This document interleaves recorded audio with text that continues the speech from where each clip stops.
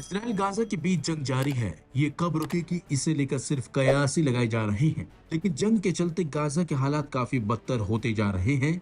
इसी बीच गाजा से सामने आए एक वीडियो ने सोशल मीडिया पर सनसनी मचा दी है। इजरायली मीडिया और सरकारी सोशल अकाउंट्स ने दावा किया है कि हमास ने मानवीय सहायता ट्रकों को लूट लिया, लेकिन वीडियो की पड़ताल करने पर कहानी कुछ और ही सामने आई है। दरअसल गाजा के एक इलाके में शूट हुआ ये वीडियो, जिसमें हथियारबंद लोग सहायता ट्रकों के पास नजर आ रहे हैं, और इजरायली सैन्य और सरकारी समर्थन एक्स अकाउंट ने शेयर करते हुए दावा किया था कि हमास के लड़ाके इन ट्रकों को लूट रहे हैं। इन दावों का मकसद साफ था, ये दिखाना कि गाजा में भेजी जा रही सहायता आम जनता तक नहीं बल्कि अलग गुटों तक पहुंच रही है। इस प्रचार के बाद अंतर्राष्ट्रीय समुदाय में भी सवाल उठने लगे थे। वहीं एक फिलिस्तीनी पत्रकार बाकायदा इसे लेकर एक्स पर पोस्ट करते हैं और लिखते हैं कि ये कोई हमास के लड़ाके नहीं है, ये स्थानीय सुरक्षा बल हैं जो ट्रकों की भीड़ से बचाने के लिए एस्कॉर्ट कर रहे हैं। अगर ऐसा ना किया जाए तो असली जरूरतमंदों तक मदद नहीं पहुंच पाएगी। वहीं वीडियो की पुष्टि करने वाले कई फिलिस्तीनी कार्यकर्ताओं ने बताया कि ट्रकों की सुरक्षा के लिए कुछ सशस्त्र सुरक्षा गार्ड तैनात किए गए थे।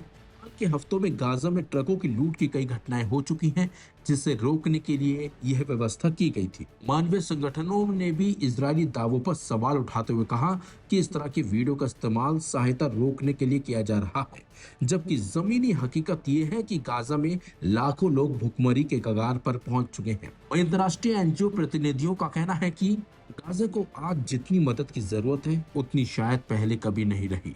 किसी भी तरह की सहायता रोकना लाखों जानों को खतरे में डाल सकता है। तो वहीं एक बार फिर सामने आया है कि कैसे आधा सच फैलाकर गाजा की मानवीय त्रासदी को राजनीतिक बहस में बदलने की कोशिश की जा रही है।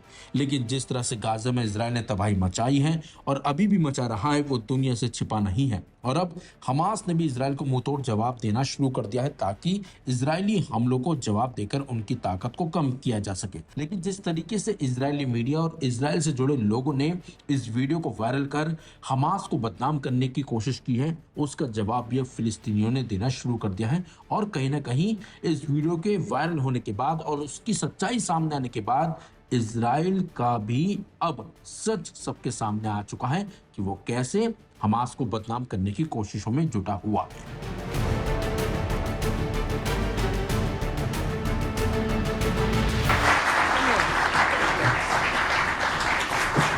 अमेरिकी प्रेसिडेंट ट्रंप ने अजरबैजान और आर्मेनिया के बीच चली आ रही बरसों पुरानी जंग का खात्मा तो कर दिया, लेकिन एक तीर से दो शिकार करने की कोशिश भी की है, और वो है ईरान और रूस के हाथ बांधने की कोशिश। जी हाँ, 35 साल पुरानी दुश्मनी भुलाकर ईरान के पड़ोसी दो मुल्क मिल गए हैं, लेकिन इससे ईरान की टेंशन बढ़ गई है और ईरान ने भी सीधे धमकी दी है। खबर है कि ईरान की फॉरेन मिनिस्ट्री के प्रवक्ता इस्माइल बाकी ने आर्मेनिया को साफ साफ कह दिया है कि अगर उसने अपने इलाके में ट्रंप रूट बनने दिया तो ईरान और रूस इसे बर्दाश्त नहीं करेंगे। उनका कहना है कि इस इलाके में किसी बाहरी शक्ति का दखल ईरान बिल्कुल भी नहीं सहेगा। ईरान को शक है कि ट्रंप रूट कॉरिडोर सीधे तौर पर ईरान की सरहद के पास नाटो की एंट्री का रास्ता बनेगा। ईरान ये भी मानता है कि अमेरिका ने उसके खिलाफ एक नया मोर्चा खोल दिया है। इससे एक दिन पहले ईरान के प्रेसिडेंट मसूद पजेश्कियान ने भी आर्मेनिया को सीधे चेतावनी दी थी कि अजरबैजान और आर्मेनिया के बीच बनने वाला ये कॉरिडोर सीधे सीधे ईरान के करीब अमेरिकी फौज और हथियारों का रास्ता है और ये हम होने नहीं देंगे। खबर है कि ईरानी प्रेसिडेंट की phone call Armenian president Nikol Pashinyan के पास भी गई है, जिसमें उन्हें तगड़ी वार्निंग दी गई है ईरान की तरफ से। दरअसल ईरान के अजरबैजान के साथ उतने अच्छे ताल्लुकात नहीं हैं जितने आर्मेनिया के साथ हैं। अजरबैजान इसराइल और अमेरिका का करीबी माना जाता है और दोनों ईरान के दुश्मन हैं। अजरबैजान तो इसराइल का इतना करीबी है कि अजरबैजान का तेल ही तुर्की के रास्ते इसराइल को सप्लाई होता है। अजरबैजान भी ईरान की तरह शिया बहुल मुल्क है, लेकिन दोनों के कल्चर और सोच एकदम जुदा हैं। ईरान की सीमा अजरबैजान और आर्मेनिया दोनों से लगती है और यहीं अमेरिका एक बड़ा खेल करने वाला है, जिससे ईरान की त्योरियां चढ़ गई हैं। एक्सपर्ट कहते हैं कि ईरान की नाराजगी काफी हद तक वाजिब नजर आती है। दरअसल आर्मेनिया और अजरबैजान की दोस्ती के बहाने अमेरिका ईरान के बहुत करीब पहुंच जाएगा। जी हाँ, ईरान की सरहद के बिल्कुल पास, ईरान की सरहद के किनारे ट्रंप रूट, जहां होगी अमेरिकी आवाजाही। ये बात ईरान को नाकाबिले बर्दाश्त है। व्हाइट हाउस के मुताबिक समझौते में आर्मेनिया और अजरबैजान के बीच तय हुआ है कि दोनों मुल्कों के बीच एक रास्ता, एक कॉरिडोर बनेगा। करीब 43 किलोमीटर का ये कॉरिडोर है, जिसे दोनों मुल्कों ने इंटरनेशनल अमन की अलामत बताते हुए इसका नाम ट्रंप रूट रख दिया है।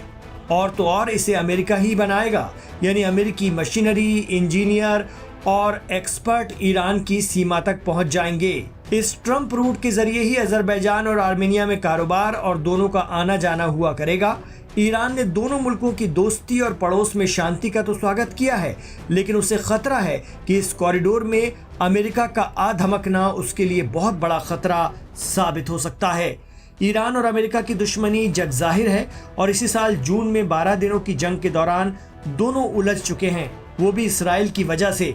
इसराइल अजरबैजान का बेहद करीबी दोस्त है, यानी अमेरिका और इसराइल ट्रंप कॉरिडोर के बहाने ईरान के नजदीक होंगे। यही वजह है कि ईरान ने इस शांति समझौते के महत्वपूर्ण हिस्से Trump route for international peace and prosperity को सिरे से खारिज कर दिया है। गजा पर पूरी तरह कब्जा करने की इसराइल के पीएम नेतन्याहू की जिद के बाद ईरान गुस्से में आ गया है।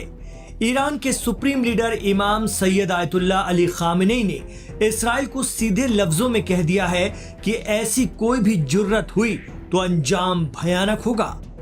अरब मुल्क या तो चुप हैं या फिर हल्की फुल्की धमकी से काम चला रहे हैं, लेकिन पीएम नेतन्याहू की मंशा एकदम क्लियर है। गजा से हमास का पूरी तरह से खात्मा करना और वहां के लोगों को हटाना और गजा में यहूदी बस्तियां बसाना। लेकिन पीएम नेतन्याहू की इस योजना पर अगर कोई पलीता लगा सकता है तो वो सिर्फ ईरान है, और ईरान ने पीएम नेतन्याहू के प्लान को गंभीरता से लिया है, साथ ही इंतबाह भी दिया है। यही वजह है कि अब इसराइल को भी खौफ है कि गजा में कब्जे की कोशिश पर कहीं ईरान बड़ा अटैक न कर दे। जून 2025 में 12 दिनों की जंग के दौरान इसराइल और उसकी इसराइल डिफेंस फोर्स IDF ने देखी थी ईरान की ताकत, जब 13 जून के इसराइली हमले के पलटवार में ईरान ने शहर दर शहर तबाही मचा दी थी और IDF ईरान के हमले नहीं रोक पाई थी। खुद इसराइल की जनता ने भी ऐसे हमले पहली बार देखे थे। शेर को सवा शेर मिल गया था। Aim right, achieve big. At KR Mangalam University, we provide you the platform to turn your dreams into reality. At KR Mangalam University. उसके बाद जैसे तैसे अमेरिका की मदद से इसराइल ने जंग रुकवाई, लेकिन गजा कब्जाने के लिए बजिद पीएम नेतन्याहू के ऐलान से ईरान को गुस्सा आ गया है। यही वजह है कि IDF को डर है कि ईरान कुछ ना कुछ डिस्टरबेंस जरूर करेगा, जिससे इसराइल के गजा पर कब्जे का प्लान रुक जाए। एक्सपर्ट कहते हैं कि मुमकिन है कोई बड़ी जंग शुरू हो जाए या गजा की वजह से ईरान इसराइल फिर उलझ जाएं। मीडिया रिपोर्ट की माने तो IDF को खौफ है कि कहीं पीएम नेतन्याहू के प्लान को ध्वस्त करने और इसराइल को इंगेज रखने के लिए ईरान तेल अवीव में IDF हेडक्वार्टर को ही ना उड़ा दे। यही वजह है कि इसराइल डिफेंस फोर्स के चीफ इयाल जमीर खुद मोर्चा संभाले हैं। उन्हें खौफ है कि ईरान IDF के सैन्य ठिकानों पर हमला जरूर करेगा। इसराइल आर्मी चीफ ने अलग अलग सैन्य ठिकानों का इंस्पेक्शन शुरू कर दिया है। बताया जा रहा है कि IDF के ओहदेदारों ने ईरान के हमले के डर से अपने सारे प्रोग्राम रद्द कर दिए हैं और लगातार ईरान की गतिविधियों पर नजर बनाए हुए हैं।